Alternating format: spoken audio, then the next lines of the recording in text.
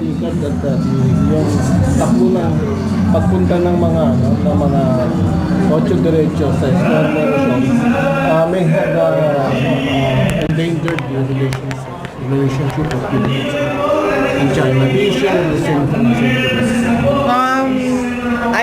I don't think na very easily ganyan na magiging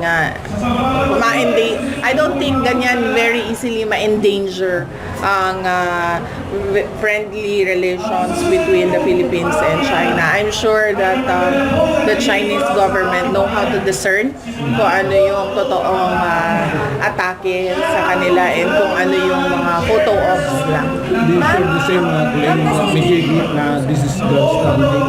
May grandstanding on the part of the Ocho Diretso?